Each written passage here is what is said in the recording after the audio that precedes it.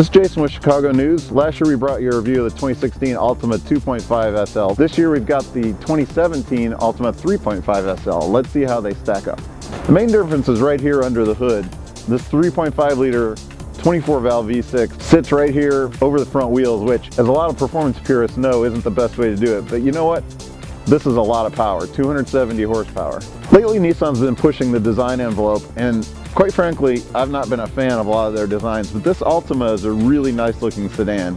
You've got some really crisp lines, really good proportions. We like it. So now that we're out on the road in this 3.5 liter Altima, let's see if it really pays to spend a little bit extra and get this engine. Right away you feel just a ton more acceleration than you do in the 2.5. Both cars have the CVT automatic transmission, and if you've seen a lot of our reviews, you've seen me make fun of a few CVT transmissions. What you get though, when an engine has this much torque, the CVT actually works pretty well because the engine's right away in the torque band the second you hit the throttle. With maybe a 4-cylinder that all the power is at the top end of the range, it has to wind the engine up to make it work, so it feels like the transmission is slipping. In this case, I don't mind driving the CVT at all. Overall, this is just a much nicer car to drive with the V6, and I know that when we reviewed the 4-cylinder version, I said probably best idea is to get the 4-cylinder. Really good mileage, 39 miles per gallon. It drops to 32 with this V6, but it just really pays dividends having all that extra power and torque. It makes the driving experience that much more enjoyable.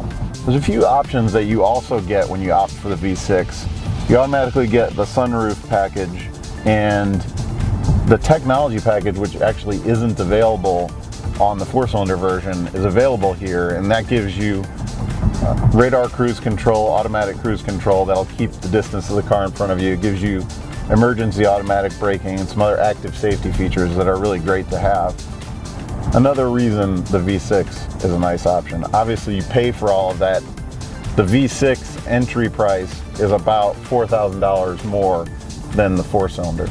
Some of the complaints we had about the interior are the same here. The SL version, whether you get the 2.5 or the 3.5, is basically the same interior. So some of the cheaper plastics on the door panels, some of the other materials don't really stand up, and the center display and the infotainment are a little bit dated, but overall, it's just another reminder of how a little bit of horsepower can cure problems, not just with driving experience, but it makes some of these other problems not seem as bad when you can put your right foot down and do that. The difference between the 2016 and the 2017 model is pretty simple. One's a 2016 and one's a 2017. There are really no changes between the model years. But if you have the opportunity and the price is basically the same, shoot for the 17 model because you're going to have higher resale value. Even though this has a CVT transmission, having the extra power and torque gives a much sportier driving experience, and they've actually included these steering wheel mounted paddle shifters. And I know it's a little silly to have a CVT and then actually fake like it has a transmission, but let's see how these work.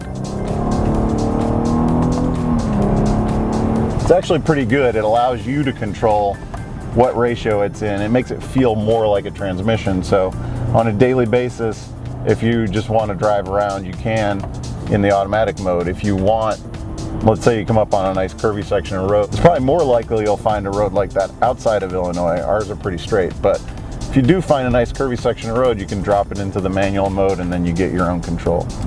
One of the problems you get with a high horsepower front wheel drive car is lots of torque steer.